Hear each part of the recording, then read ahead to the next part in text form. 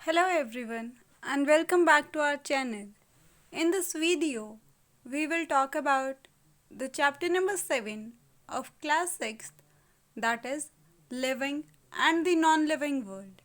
So, before we start this video, let us first revise what we have read in the previous sessions.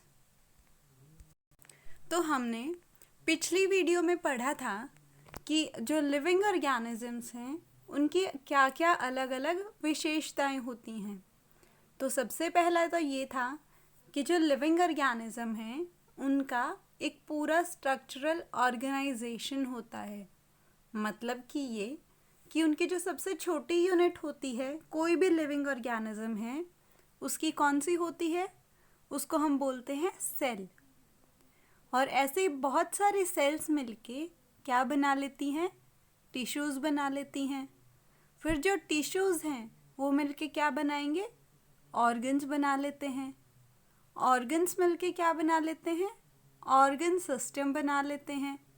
और organ system से हमारा जो पूरा शरीर है वो बनता है। तो ऐसे करके थोड़ा थोड़ा करके पूरा हमारा जो स्ट्रक्चर है वो बनता है। पर जो सबसे बेसिक यूनिट होती है वो कौन सी है, सेल। अब एक जैसी सेल्स मिलेंगी तो मिलके क्या बनाएंगी, वो टिश्यूज़ बनाएंगी। अब ऐसे तो बहुत सारे टिश्यूज़ बन जाएंगे। फिर वो टिश्यूज़ जो कि एक जैसा काम कर रहे हैं वो मिलके क्या बनाएंगे, अपना एक ऑर्गन बना लेंगे। दूसरे टिश्यूज़ का ग्रुप जो कि अपना अलग काम कर रहा था वो मिलके अपना कुछ अलग ऑर्गन बना लेंगे। अब ऐसे बहुत सारे ऑर्गन्स बन गए। फिर ये ऑर्गन्स कुछ ऑर्गन्स जो कि एक जैसा काम कर रहे थे वो मिलके पूरा एक ऑर्गन सिस्टम बना लेंगे। फॉर एग्ज़ाम्पल हमारा डाइजेस्टिव सिस्टम। हमारे डाइजेस्टिव सिस्टम के अंदर माउथ भी आता है, ईसोफेगस भी आती है, स्टमक भी आता है, लार्ज इंटेस्टाइन भी आती है, स्मॉल इंटेस्टाइन भी आती है। ये सारे क्या थे, अलग अलग ऑर्गन्स थे। पर ये काम क्या कर रहे थे, खाने को डाइजेस्ट करवाने में मदद करवा रहे थे ये सारे के सारे। तो यानी कि एक जैसा काम कर रहे थे, इसीलिए हमने इनको एक अलग से ऑर्गन सिस्टम बना दिया हमने इसका, जिसको हम क्या बोलते हैं, डाइजेस्टिव सिस्टम। और ऐसे करके अलग अलग हैं, रेस्पिरेटरी हमारा सिस्टम भी है, एक्सक्रीटरी सिस्टम भी है। तो ऐसे करके हमारे अलग अलग सिस्टम्स मौजूद हैं और इन सब से मिलके क्या बनती है, एक कंप्लीट इंडिविजुअल की बॉडी बनती है। उसके अलावा हमने चौथा जो तीसरा कैरेक्टरिस्टिक जो था लिविंग वर्ल्ड का, वो ये था कि जितने भी जो लिविंग ऑर्गेनिजम्स हैं वो लोकोमोशन कर सकते हैं, यानी कि मूवमेंट कर सकते हैं, चल फिर सकते हैं एक जगह से दूसरी जगह तक। फॉर एग्ज़ाम्पल जो हम ह्यूमन बींग्स हैं, हमारे पास पैर हैं चलने के लिए। जो पक्षी हैं उनके पास विंग्स हैं, यानी कि उनके जो पंख हैं उनकी मदद से वो उड़ सकते हैं। जो फिश हैं वो अपने गिल्स की मदद से या फिर जो उनके फिन्स प्रेजेंट होते हैं उनकी मदद से वो स्विम कर सकती हैं। अब चलो ये सारी चीज़ें तो मूव कर गई, पर जो पेड़ पौधे हैं वो तो मूव नहीं करते, पर फिर भी हम उनको लिविंग थिंग्स के अंदर कंसीडर करते हैं। तो वो इसलिए कि बेशक वो एक जगह पे स्टेशनरी हैं, पर उनकी जो पत्तियाँ वगैरह हैं वो तो हिल रही हैं। फॉर एग्ज़ाम्पल जो टच मी नॉट प्लांट होता है, अगर हम उनको टच करेंगे तो उनकी लीव्स क्या हैं, अपने आप बंद हो जाएंगी। तो एक तरीके से वो भी क्या है, उनका मूवमेंट है। अब जो चौथी कैरेक्टरिस्टिक्स है लिविंग ऑर्गेनिजम्स की, वो है दैट दे नीड फूड, यानी कि उनको ज़िंदा रहने के लिए खाने की ज़रूरत है। Can we live without food, तो क्या हम खाने के बिना ज़िंदा रह सकते हैं? No we can't. तो इसका सीधा सा आंसर है नहीं, क्योंकि हमें ज़िंदा रहने के लिए खाने की ज़रूरत पड़ती है। We need energy to perform various activities like running, reading and writing. तो हमें एनर्जी की ज़रूरत पड़ती है। हमारे दिन में हम जितने भी काम करते हैं, वेरियस एक्टिविटीज़ का मतलब है अलग अलग काम करने के लिए हमें एनर्जी की ज़रूरत पड़ती है। एग्जाम्पल है रनिंग यानी कि भागने के लिए भी, रीडिंग पढ़ने के लिए भी, और राइटिंग यानी लिखने के लिए भी। मतलब हम जो भी काम करते हैं उसके लिए हमें एनर्जी की ज़रूरत पड़ती है। We get this energy from the food we eat. तब इतनी जो एनर्जी है हर काम करने के लिए वो कहाँ से आएगी? तो वो आती है खाने से, जो कि हम रोज खाते हैं। Food is also required for the growth and repair processes. अब सिर्फ एनर्जी के लिए ही नहीं, खाना हमें ग्रोथ यानी बढ़ने के लिए भी, और हमारे शरीर के अंदर अगर कोई भी रिपेयर का काम हो रहा है उसके लिए भी हमें एनर्जी की ज़रूरत है। रिपेयर का काम मतलब कैसे हो सकता है? रिपेयर का मतलब होता है किसी चीज़ को ठीक करने का। तो अगर हमारे शरीर के अंदर कोई भी चीज़ खराब हो गई, मान लीजिए कि कोई सेल या टिश्यू खराब हो गया, तो उसको रिपेयर तो करना पड़ेगा। तो वो रिपेयर भी कहाँ से होगा? जो एनर्जी हमें खाने से मिलेगी उसकी मदद से ही वो रिपेयर हो पाएगा। All living plants prepare their own food by taking in carbon dioxide and water in the presence of sunlight and chlorophyll by the process of photosynthesis। तो जितने भी जो ग्रीन प्लांट है यानी कि जितने भी हरे प्लांट हैं वो अपना खाना खुद बनाते हैं। Prepare their own food. तो अब वो अपना खाना बना रहे हैं तो उनके लिए भी उसे किसी चीज़ की तो ज़रूरत पड़ेगी।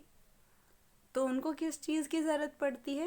कार्बन डाइऑक्साइड की ज़रूरत पड़ती है, पानी की ज़रूरत पड़ती है, और चीज़ों की भी, सनलाइट की भी और क्लोरोफिल की भी ज़रूरत पड़ती है। तो इन चीज़ों की मदद से जो ग्रीन प्लांट हैं वो अपना खाना खुद बना सकते हैं। और ये जो पूरा प्रोसीजर है इनके खाना बनाने का, उसको हम फोटोसिंथेसिस बोलते हैं। तो मतलब ये कि अगर आपसे ऐसे क्वेश्चन पूछा जाए कि व्हाट इज़ फोटोसिंथेसिस, तो क्या होगा कि जो ग्रीन प्लांट हैं वो अपना खाना खुद बनाएंगे। 4 चीज़ों की उनको मदद चाहिए होगी इसके लिए।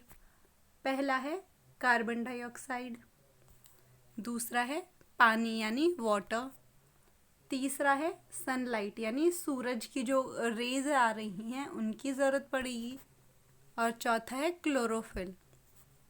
जब ये 4 चीज़ें उसको मिलेंगी प्लांट को, तभी जाके वो फोटोसिंथेसिस कर पाएगा। So green plant are called autotrophs. तो इसीलिए हम जितने भी जो ग्रीन प्लांट हैं उनको हम ऑटोट्रॉप बोलते हैं। ये जो ऑटोट्रॉप वर्ड है ये 2 चीज़ों को मिलके बना है। पहला अक्षर है ऑटो और दूसरा अक्षर है ट्रॉप। तो ऑटो का मतलब होता है खुद, यानी कि वो सेल्फ मेड, कि वो खुद अपना खाना बना रहे हैं। ट्रॉप का मतलब खाना प्रिपेयर करना। तो यानी कि ऐसे ऑर्गेनिजम्स जो कि अपना खाना खुद बना सकते हैं, हम उनको ऑटोट्रॉप्स बोलते हैं। और ऑटोट्रॉप्स का एग्जाम्पल क्या है? फोटोसिंथेसिस करके जो ग्रीन प्लांट हैं वो अपना खाना बना रहे हैं। तो प्लांट ऑटोट्रॉप्स का एग्जाम्पल हैं। All animals gate their food from the plant and other animals. तो जितने भी जो जानवर हैं इसके अंदर हम भी इंक्लूड होते हैं। तो हम अपना खाना कहाँ से लेते हैं? प्लांट या फिर दूसरे एनिमल से। They are called as heterotroph. और इन सारे एनिमल्स वगैरह को हम क्या बोलते हैं? हेट्रोट्रॉप्स। ये जो हेट्रोट्रॉप है ये भी 2 अलग अलग अक्षरों को मिलके बना है। पहला अक्षर है हेट्रो और दूसरा अक्षर है ट्रॉप। हेट्रो का मतलब होता है अदर और ट्रॉप का मतलब होता है खाना लेना।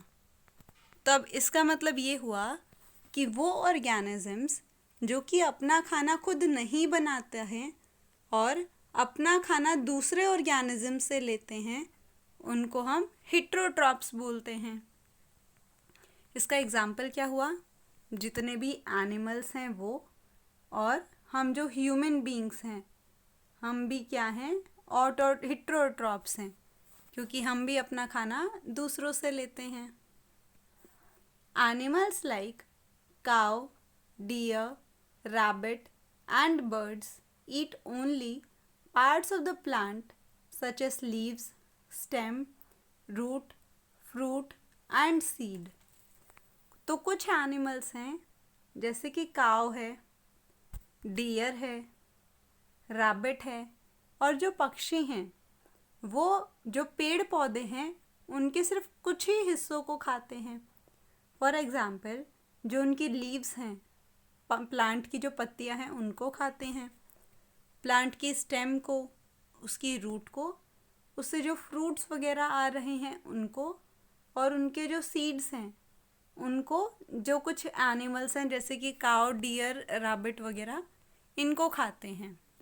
तो इनको हम और क्या बोल सकते हैं, हर्बीवोरस, क्योंकि जो हर्बीवोरस एनिमल का मतलब होता है कि जो घास खाने वाले जानवर होते हैं, जो प्लांट को खाकर सरवाइव करते हैं, उनको हम दूसरा नाम से भी डिनोट कर सकते हैं, and that word is herbivorous.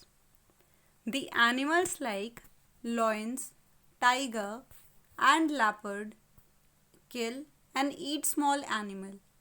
अब कुछ जानवर तो ऐसे थे जो कि पेड़ की पत्तियां वगैरह खा के अपना काम चला रहे थे, पर कुछ ऐसे भी जानवर हैं जैसे कि लॉयन है, टाइगर है, या फिर जो लेपर्ड है, वो क्या करते हैं, जो छोटे छोटे जानवर हैं उनको मार के और फिर खुद खा लेते हैं। अब ये जो दोनों आपको डायग्राम में दिखाए हुए हैं, ये पहला है रैबिट। तो रैबिट क्या खा रहा है, ग्रास खा रहा है। वहीं जो लॉयन है वो क्या कर रहा है, किसी दूसरे एनिमल को मार के खा रहा है। जो पांचवी कैरेक्टरिस्टिक है लिविंग ऑर्गेनिजम्स की, वो है कि the living things can respire, कि जो लिविंग चीज़ें हैं वो रेस्पिरेशन कर सकती हैं, यानी कि सांस ले सकती हैं। Hold your breath for a few second. तो कुछ टाइम के लिए अगर हम अपनी जो सांस है अगर उसको रोकें तो क्या होगा, can you hold it longer. तो हम अपनी सांस कुछ टाइम तक के लिए तो रोक सकते हैं, कुछ सेकंड के लिए हमने रोक भी ली, पर उससे ज़्यादा अमाउंट तक हम अपनी सांस को नहीं रोक सकते हैं। तो डेफिनेटली हम नहीं रोक पाएंगे अपनी सांस को। All living things breathe to live. तो जितने भी जो लिविंग ऑर्गेनिजम्स हैं वो सांस लेते हैं जिंदा रहने के लिए। All living things inhale, take in the oxygen rich air and exhale thrown out carbon dioxide rich air। तो जितने भी जो लिविंग ऑर्गेनिज्म हैं वो इनहेल भी करते हैं और एक्सहेल भी करते हैं जब वो रेस्पिरेशन करते हैं, यानी कि जब भी हम सांस लेते हैं तो हम सांस अंदर लेते हैं, तो जब हम सांस अंदर ले रहे हैं इसको हम बोलते हैं इनहेल, कि हम सांस हमने अंदर ली है, और हम अंदर क्या लेते हैं, ऑक्सीजन लेते हैं। वहीं जब हम सांस बाहर निकालते हैं हम उसको एक्सहेल बोलते हैं, और जब हम सांस बाहर निकालते हैं तो कौन सी गैस बाहर निकलती है, कार्बन डाइऑक्साइड। यानी कि जब हमने इनहेल किया तो ऑक्सीजन आई हमारे अंदर, और जब हमने एक्सहेल किया तो जो CO2 थी वो हमारे शरीर से बाहर निकल गई। The process of inhaling and exhaling air is called breathing. तो वो प्रोसीजर जिसके अंदर हम इनहेल कर रहे हैं और एक्सहेल कर रहे हैं एयर को, इस प्रोसीजर को हम ब्रीदिंग बोलते हैं, यानी कि सांस लेना बोलते हैं। Animals like tiger, cat and dogs along with the human beings breathe through the lungs।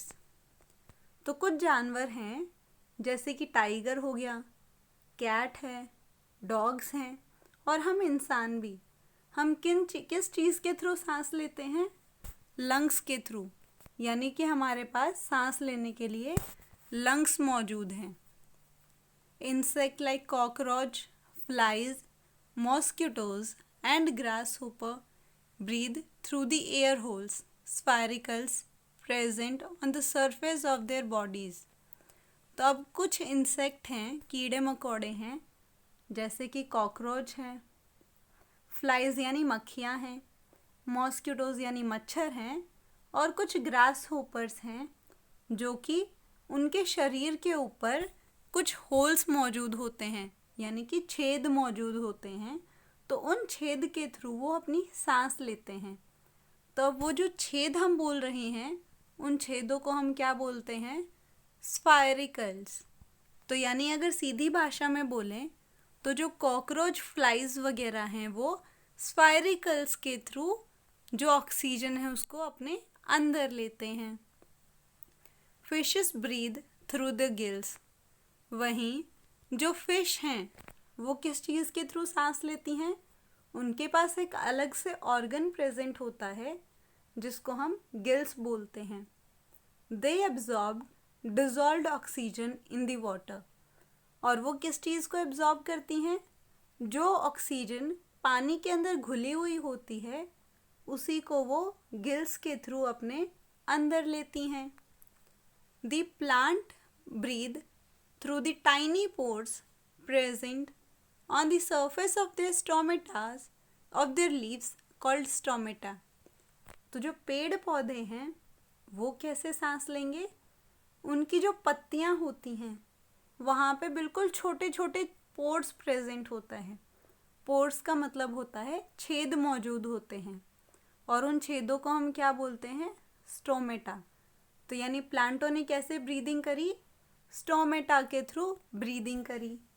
The aquatic plant take in dissolved oxygen from the water.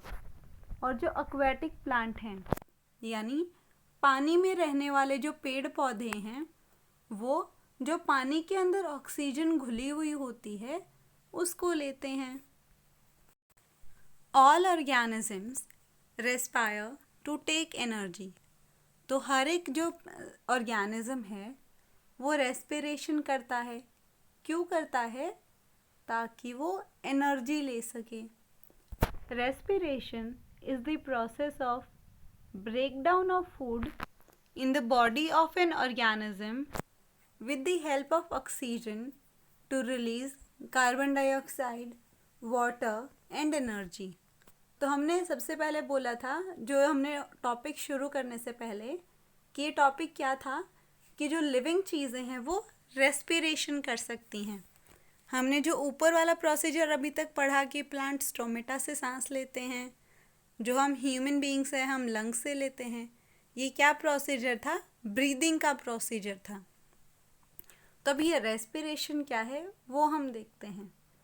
तो रेस्पिरेशन एक ऐसा प्रोसीजर है जिसके अंदर खाने का ब्रेकडाउन होता है।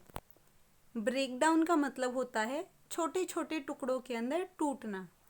तो यानी जो खाना है वो बिल्कुल छोटे छोटे टुकड़ों के अंदर टूटेगा हमारे शरीर के अंदर। किसकी मदद से? ऑक्सीजन की मदद से। और जब ये खाना टूटेगा तो उससे क्या चीज़ रिलीज़ होगी? कार्बन डाइऑक्साइड, वाटर और एनर्जी। तो ये तीन चीज़ें रिलीज़ होंगी और इसी प्रोसीजर को हम रेस्पिरेशन बोलते हैं। तो बिल्कुल सीधी भाषा में रेस्पिरेशन खाना तोड़ने का प्रोसीजर है। और जब खाना टूटता है तो खाना टूटने के लिए किस चीज़ की ज़रूरत पड़ती है? ऑक्सीजन की ज़रूरत पड़ती है। तो जब खाने को ऑक्सीजन मिलेगी तो वो छोटे छोटे टुकड़ों के अंदर टूट जाएगा। वो टुकड़े कौन कौन से होंगे? कार्बन डाइऑक्साइड, वाटर और एनर्जी। तो ये जो कार्बन डाइऑक्साइड और जो पानी है वो हमारे शरीर से बाहर निकल जाता है जब हम एक्सहेल करते हैं, यानी जब हम सांस बाहर निकालते हैं। और इसी प्रोसीजर को हम रेस्पिरेशन बोलते हैं। यानी जब हमने सांस ली थी तो हमने अंदर क्या ली? ऑक्सीजन ली। ऑक्सीजन हमारे शरीर के सारे हिस्सों तक पहुंची। वहाँ पे जो खाने के जो पार्टिकल्स पहुँचे थे जब हमने खाना खाया था, तो वो जो फूड के पार्टिकल्स हैं वो बिल्कुल वहाँ पे छोटे छोटे हिस्सों के अंदर टूटेंगे। वो टूटेंगे तभी तो हमको एनर्जी मिलेगी। पर जब वो टूटेंगे तो उनको टूटने के लिए ऑक्सीजन की ज़रूरत पड़ेगी। जब हमने सांस ली तो उनको ऑक्सीजन भी मिल गई। फिर वो छोटे छोटे टुकड़ों के अंदर टूट गए। वो टुकड़े कौन कौन से थे? कार्बन डाइऑक्साइड, वाटर और एनर्जी। तो ये जो कार्बन डाइऑक्साइड थी, ये क्या हुआ? ये हमारे शरीर से बाहर निकल गई जब हमने सांस छोड़ी। इसी प्रोसीजर को हम रेस्पिरेशन बोलते हैं।